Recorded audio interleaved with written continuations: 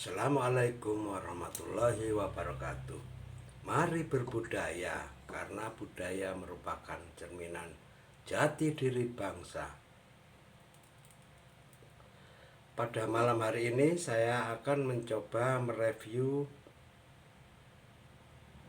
tombak yang termasuk tombak atau tosan aji, karena tombak-tombak itu juga merupakan bagian dari tosan aji atau budaya perkerisan, termasuk juga duwung atau curigo.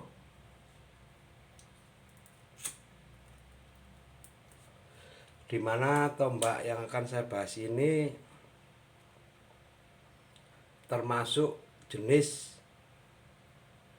tombak temuan, atau bisa dikatakan juga tombak era Kabudan.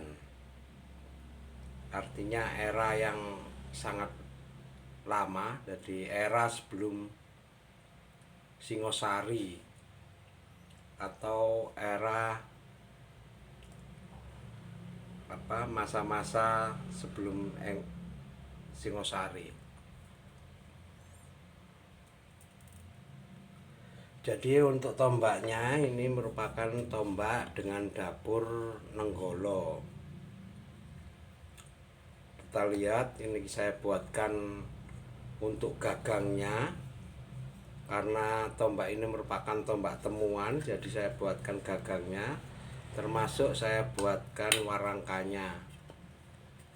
Jadi warangka untuk cukup sederhana. Kalau lihat seperti ini, mungkin bisa ada gambaran ya bentuknya tombaknya seperti apa. Jadi untuk warangkanya seperti ini.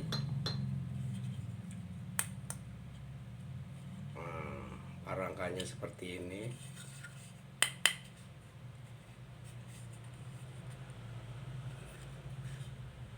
Sangat sukar kadang untuk membuat warangka-warangka jenis senjata yang aneh-aneh itu, karena ya kita harus memperkirakan bagaimana proses masuknya senjata tersebut. Makanya untuk warangka ini kita lihat masuknya seperti ini ya. Sekarang kita lihat tombaknya. Tombak-tombak seperti ini biasanya dinamakan tombak dengan dapur Nenggolo. Kita tahu bahwa Nenggolo itu adalah di dalam tokoh pewayangan itu, kalau masyarakat Jawa atau mungkin masyarakat Bali atau mungkin Nusantara itu mengenal yang namanya, atau suku Madura juga mengenal tombak yang berdapur seperti ini, menamakannya tombak Nenggolo. Kenapa saya katakan ini merupakan tombak dengan era Kabudan atau era sebelum Singosari? Karena kalau kita lihat komposisi bahan pembentuk tombak ini terlihat antara campuran besi dengan baja yang sudah membatu, kelihatan membatu. Jadi mungkin karena cukup lamanya tombak ini, entah itu ditemukan di darat atau di laut, darat atau di air macam di sungai. Tapi kita lihat bahwa dengan lamanya umur dia berada di darat atau di sungai temuan, nampak bentuk utama dari tombak Nenggolo ini masih kelihatan utuh secara umum.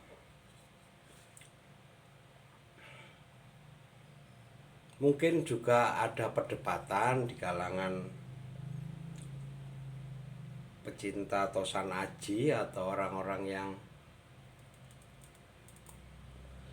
bergerak di bidang perkerisan atau pertombaan. Oh, itu bukan tombak, itu merupakan alat-alat pertanian. Boleh dikatakan seperti itu karena tidak dapat dipungkiri bahwa kebudayaan mengenai keris, tombak, atau tosan aji pada awalnya juga tidak terlepas dari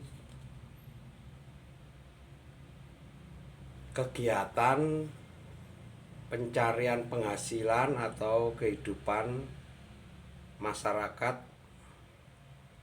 Nusantara yang kebanyakan berprofesi di bidang pertanian atau mungkin di bidang perikanan. Makanya kadang empu-empu zaman dahulu itu membuat alat-alat pertanian, atau kalaupun tombak-tombak juga tombak-tombak untuk mendukung proses memperoleh mata pencaharian.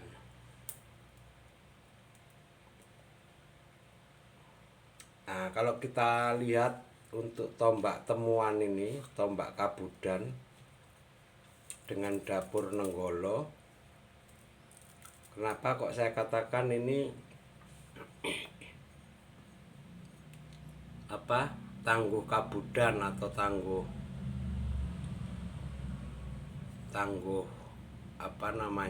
lama. Kalau kita lihat struktur besi ini sudah seperti membatu, dan ini bisa dipastikan bukan senjata, tombak, atau alat-alat pertanian yang dibuat dengan proses cor, tapi benar-benar dari proses lipat tempat, artinya dari proses pandai besi. Seperti itu. Kalau kita lihat seperti ini kondisi struktur dari besi tombak Nenggolo Kabudan seperti ini. Kalau kita lihat bentuk tombak ini terdapat 2 lubang di daerah bawah tombak, atau bisa dikatakan daerah pesinya tombak. Itu mungkin dalam pemakaian dahulunya bisa jadi tombak ini dimasukkan ke kayu atau semacam bambu, atau istilahnya untuk daerah pesinya ini ada handle-nya, ada pegangannya. Entah itu seberapa, kalau di referensi yang ada itu ada yang sejengkal, jadi untuk landaiannya atau untuk gagangnya bisa sejengkal, bisa sehasta, bisa satu tangan atau 1 meter, atau bisa juga panjangnya setinggi orang berdiri untuk landaiannya, tergantung dari penggunaannya. Kalau untuk dibawa-bawa istilahnya bisa dibawa, disembunyikan di pakaian atau di pinggang gitu, mungkin pakai landaian yang pendek seperti pada tombak ini, jadi landaian pendek gini. Tapi kalau untuk dia proses mencari ikan atau mencari hewan-hewan buruan, mungkin dia lebih memerlukan landaian atau pegangan yang lebih panjang. Kemudian apa fungsi dari dua lubang ini? Jadi kalaupun dia dimasukkan ke dalam landaiannya seperti ini, supaya dia bisa lebih kuat ketika dipakai untuk proses atau dipakai untuk bekerja, dia tidak mudah lepas. Jadi landaian atau gagang ini bisa dikasih lubang. Jadi di sini dikasih lubang yang sejajar dengan lubang pada tombak yang ada. Jadi di sini pokoknya masuknya sekian ya. Di sini dikasih lubang, dibor. Istilahnya enggak tahu kalau zaman dulu, mungkin bor belum ada ya. Intinya pokoknya di lubang. Di sini tembus sampai sini, kemudian dikasih pasak. Jadi sini nanti dikasih lubang sini sama sini diberi pasak. Sehingga fungsi dari tombak ini bisa terikat secara maksimal dengan landaiannya. Atau mungkin kalau pemakaian tombak ini dibuat paten, dalam artian paten itu dikhususkan untuk mencari hewan-hewan perburuan atau digunakan untuk proses-proses pemanenan, bisa jadi untuk panen kelapa atau buah-buah pinang atau apa, bisa jadi modelnya dipakai sistem keling. Jadi keling bisa jadi untuk landaian atau tombaknya ini, gagangnya ini nanti dikasih pasak dari besi juga yang nantinya akan ditempa atau dipukul sehingga menjadi pasak yang paten, istilahnya dikeling kalau bahasanya. Nah, seperti itu. Demikian juga untuk alat berburu. Untuk alat berburu, tombak nenggolo ini kalau dilihat dari sisi tajamnya ada di daerah ujung dan ada di daerah samping. Kemudian untuk proses yang samping ini tidak tajam, yang atas ini bisa dipastikan bahwa pemakaiannya ini untuk menusuk. Jadi ini menusuk baik itu hewan atau mungkin buah-buahan atau sejenisnya. Kemudian ketika dia sudah masuk menusuk ini, bisa jadi dengan dorongan untuk ujung yang lancip di daerah samping tombak ini bisa juga masuk ke dalam bagian yang terkena tusuk. Baru kemudian memutar, kita putar seperti ini. Nah, jadi posisi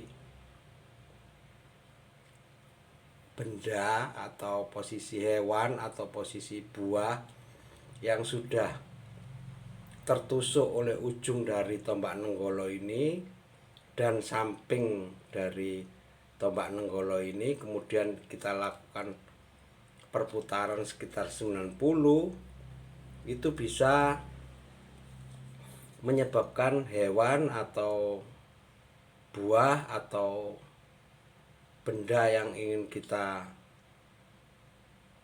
peroleh bisa tertahan. Nah, mungkin itu ya penjelasan saya mengenai tombak nenggolo ini. Jauh panggang dari api, mungkin banyak juga kesalahan atau kekurangan dari yang saya sampaikan, mohon komentar atau saran-saran yang membangun, jadi bisa diberikan pemahaman barangkali ada kesalahan dari yang saya sampaikan. Mari berbudaya, karena budaya merupakan cerminan jati diri bangsa. Wassalamualaikum warahmatullahi wabarakatuh.